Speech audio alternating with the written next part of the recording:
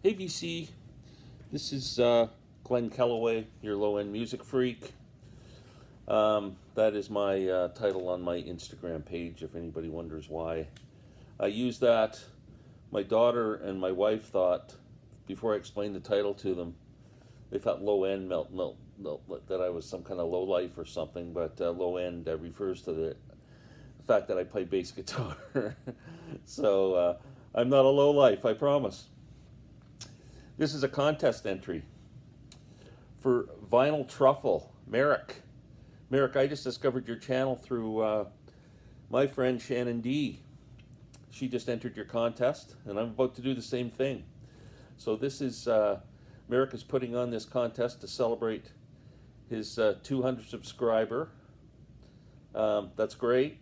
I just finished a contest for celebrating my 100th subscriber, and I'm now up to about 170 or something. So I'm getting up close to 200 too. So it's great. Merrick has a very interesting contest. There are 3 parts to it. The first part: share 3 to 5 records that helped you through a difficult time in your life, or you gained wisdom from. Next, 3 to 5 albums that sent you into uncharted territory. And finally, 3 to 5 albums that have a positive message. So let's start with 3 to 5 records that helped you through a difficult time in your life. I want to talk about someone I mentioned in when I picked the winner of my contest, my cousin Paul Ryan. Paul and I were like Siamese twins from the time we were born. Both had this passion for music that was crazy. And we shared so much in our lives. Paul passed away 4 years ago from cancer, and I miss him so much. We just talked music constantly, shared artists. So I wanted to share a couple stories. And just, so the first thing I want to do is whenever I play this artist, I think of Paul, because I discovered him first and then turned Paul onto him. He loved him. We both fell in love with the amazing Peter Case. I don't know if you guys are familiar with Peter. Peter was born in Buffalo, born and raised, ended up in California, played with kind of a punk band called the Plimsouls. Started his solo career as a singer-songwriter, great guitar player. Writes great songs. This album is the shortened title is Blue Guitar, but it's called The Man with the Blue Post-Mortem Fragmented Neo-Traditionalist Guitar. Great album. Ry Cooder actually plays on one of the cuts on this album. That's how I discovered Peter. Once I hear that Ry Cooder's on an album, I'm buying it. So anyway, great album, great songwriter, great guy too. I've had a chance to meet Peter a few times. Wonderful guy, great artist, great performer. So Paul and I shared a love of Peter and saw him so many times live. I can't play a Peter Case thing without thinking of my cousin Paul. When Paul was in the last few months of his life, I would go see him as much as I could, and we would sit and listen to music. And I bought him a couple of albums. One CD I bought him that he loved very much, Lucinda Williams, The Ghost of Highway 20. This is the second last Lucinda album. Great album. There's a lot of songs on here actually because her father passed away. A few songs on here about dying and death and stuff. So I think it hit Paul emotionally, but a beautiful album. And whenever I think of this album or play this album, I think of Paul. Last part is kind of a wonderful story. Paul and I both loved Tom Rush. Tom Rush, great folk singer.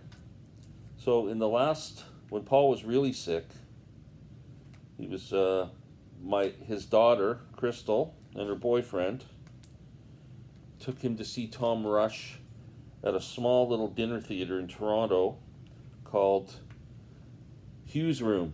Great little intimate club. where they have some great artists, great folk artists and stuff. Anyway, so they took Paul to see Tom Rush. In between sets, Paul's daughter Crystal and her boyfriend approached Tom Rush and said, "Hey, you know, my dad's in bad shape here. He's a big fan of yours and he loves this particular song. Would you play it for him?" And Tom said he would be happy to.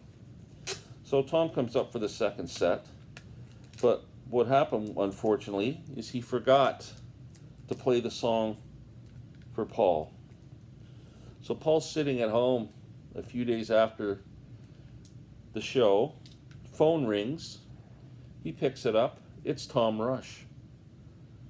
Tom, after he left the theater, remembered and felt bad, called the theater, and ended up getting Paul's phone number from the tickets and phoned him directly just to talk to him, tell him how, you know, that he was thinking of him and all that. And after the phone call, I got a phone call from Paul. I mean, the guy was like probably 2 months away from dying, and I've never heard anybody so happy and pleased. It was really an amazing thing that Tom Rush did. So if you ever listen to the great Tom Rush, think of what a wonderful man he is. Great artist and a great human being. Tom Rush, here's to you, Paul. Love you. Okay, so that's my 3 albums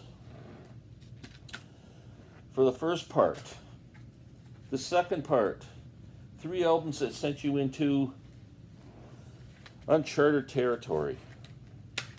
So I'm a big bluegrass guy, and I was listening to a lot of the younger bluegrass guys that came out in the 70s, the Bela Flecks and the Sam Bushes and the David Grismans and Jerry Douglas, and they were such talented musicians. They branched off and put a bit of jazz into their playing.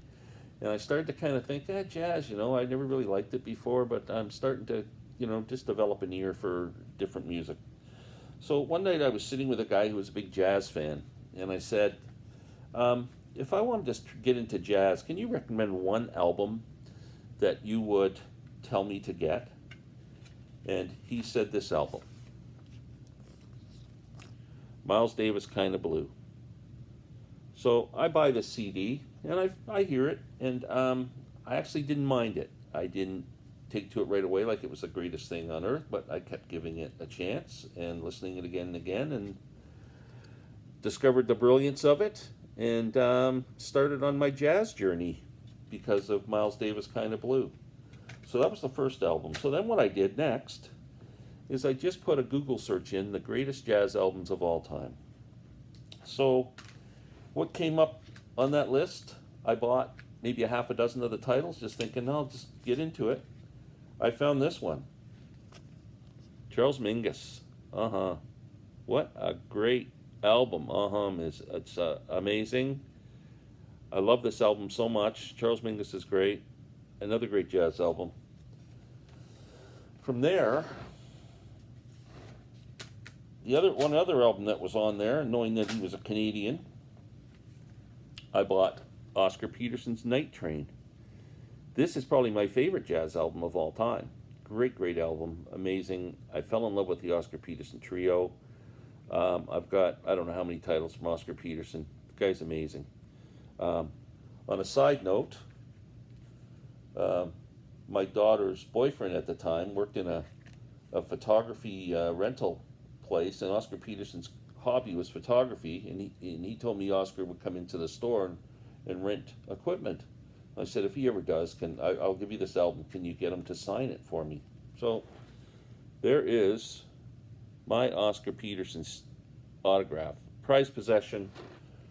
Oscar died probably a year or so after I got this, and just a great musician. Another jazz artist that I got into, Thelonious Monk. Straight No Chaser. Thelonious Monk. Fantastic. So there is part 2. Jazz. Part 3. Albums that have a positive message.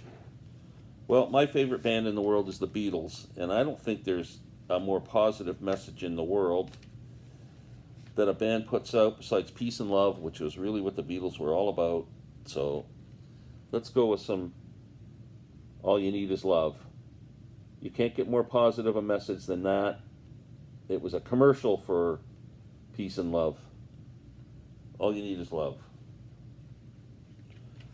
And how about a song John wrote in his solo years at the end of his life, which was a demo, and then the Beatles used it on Anthology and finished it off. Real Love. And Free as a Bird. Again, as Ringo says, peace and love, peace and love. And finally, what a great slogan. Come Together. And one of the greatest love songs ever written, Something. So there's my 3 Beatles albums with a positive message. Merrick, thank you for putting on this contest. It was a fun one. I enjoyed looking through my records, trying to find out what to show. I look forward to getting to know you better on your channel. We kind of message back and forth on Instagram. So again, all the best to you, Merrick, and thanks so much. Good luck to everyone who enters the contest.